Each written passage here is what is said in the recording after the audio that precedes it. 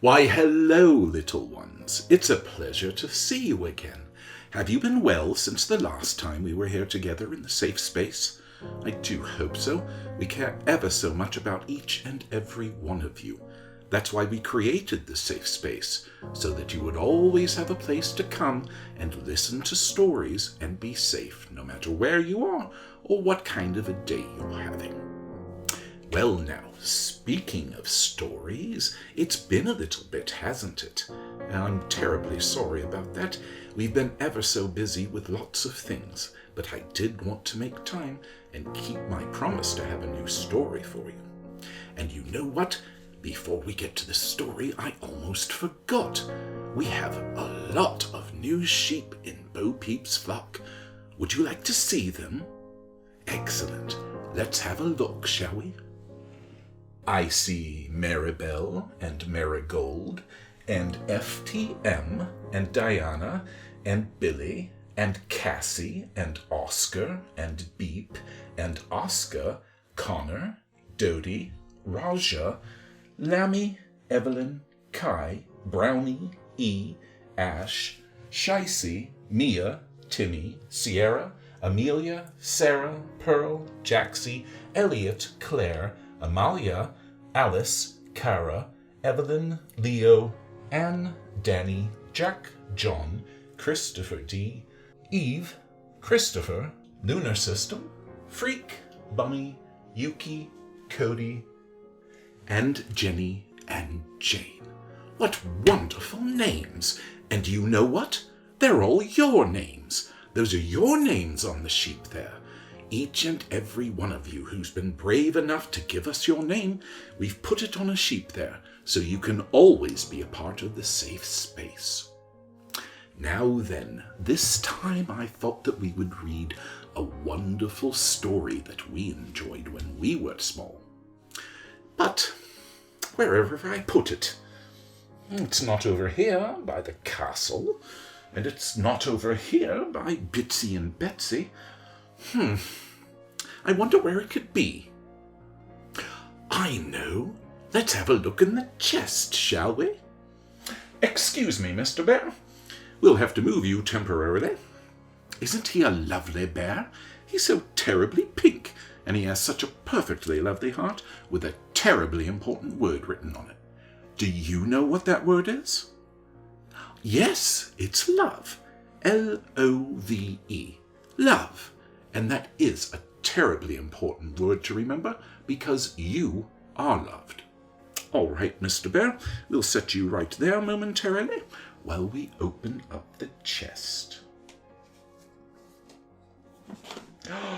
What's this? More books.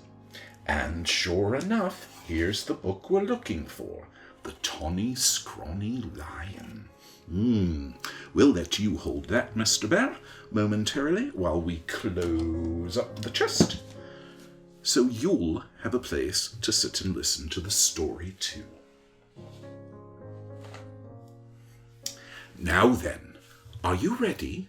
Do you have your blankie or your stuffie or your favorite toy?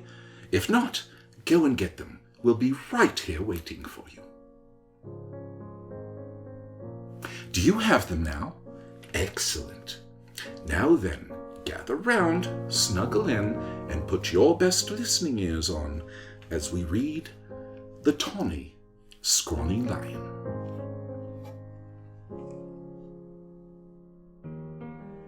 The Tawny Scrawny Lion by Katherine Jackson. Pictures by Gustav Tengren. Once there was a tawny, scrawny, hungry lion who could never get enough to eat.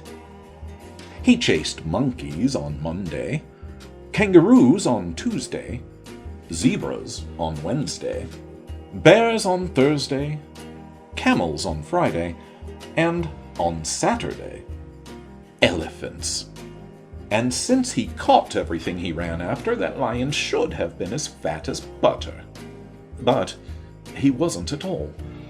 The more he ate, the scrawnier and hungrier he grew. The other animals didn't feel one bit safe.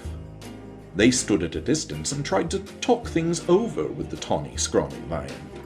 "That's all your fault for running away," he grumbled. "If I didn't have to run for every single bite I get, I'd be as fat as butter and sleek as satin. And then I wouldn't have to eat so much, and you'd last longer." Just then, a fat little rabbit came hopping through the forest, picking berries. All the big animals looked at him and grinned slyly. "Rabbit," they said, "oh, you lucky rabbit, we appoint you to talk things over with the lion." That made the little rabbit feel very proud. "What shall I talk about?" he asked eagerly. "Oh, any old thing," said the big animals. "The important thing is to go right up close." So the fat little rabbit hopped right up to the big hungry lion and counted his ribs. "You look too scrawny to talk things over," he said. "So how about supper at my house first?" "What's for supper?" asked the lion. The little rabbit said, "Carrot stew." That sounded awful to the lion. But the little rabbit said, "Yes, sir, my 5 fat sisters and my 4 fat brothers are making a big, delicious carrot stew right now." "What are we waiting for?" cried the lion. And he went hopping away with the little rabbit, thinking of 10 fat rabbits and looking just as jolly as you please. "Well," grinned all the big animals, "that should take care of Tawny Scrawny for today." Before very long, the lion began to wonder if they would ever get to the rabbit's house. First, the fat little rabbit kept stopping to pick berries and mushrooms and all sorts of good-smelling herbs, and when his basket was full, what did he do but flop down on the river bank? "Wait a bit," he said. "I want to catch a few fish for the stew." That was almost too much for the hungry lion. For a moment he thought he would have to eat that one little rabbit then and there, but he kept saying, 5 fat sisters and 4 fat brothers, 5 fat sisters and 4 fat brothers, over and over to himself.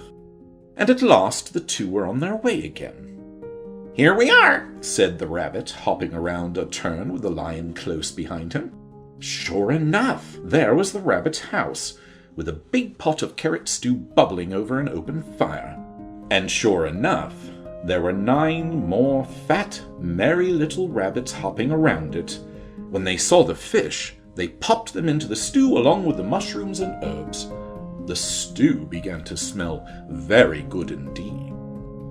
And when they saw the Tawny Scrawny Lion, they gave him a big bowl of hot stew.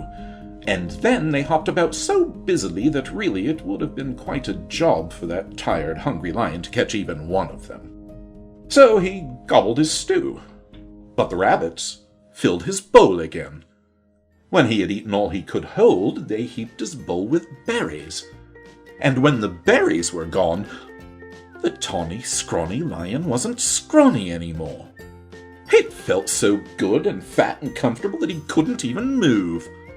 "Here's a fine thing," he said to himself. "All these fat little rabbits, and I haven't room inside for even one." He looked at all those fine fat little rabbits and wished he'd get hungry again. "Mind if I stay a while?" he asked. "Wouldn't even hear of your going," said the rabbits. Then they plumped themselves down in the lion's lap and began to sing songs. And somehow, even when it was time to say goodnight, that lion wasn't one bit hungry. Home he went, through the soft moonlight, singing softly to himself. He curled up in his bed, patted his sleek fat tummy, and smiled.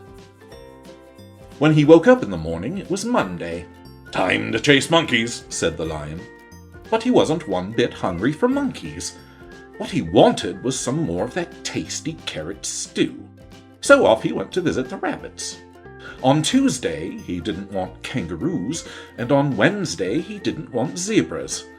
He wasn't hungry for bears on Thursday, or camels on Friday, or elephants on Saturday. All the big animals were so surprised and happy. They dressed in their best and went to see the fat little rabbit.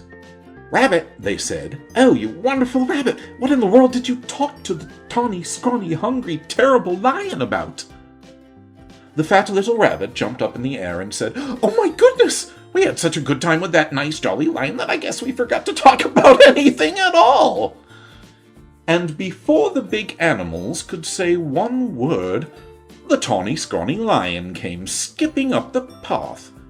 He had a basket of berries for the fat rabbit sisters, and a string of fish for the fat rabbit brothers, and a big bunch of daisies for the fat rabbit himself. "I came for supper," he said, shaking paws all around. Then he sat down in the soft grass, looking fat as butter, sleek as satin, and jolly as all get out, all ready for a good big supper of carrot stew. And look, he's eating the carrot stew. You can see it there in the bowl, and there's one of the little rabbit sisters watching him. Have you ever had carrot stew? It's very, very good. The end. Wasn't that a lovely story? Mr. Lion there, chasing all the other animals around in an attempt to eat them. Well, he didn't get very far now, did he? Because as soon as he caught one and gobbled him up, he was hungry for the next one.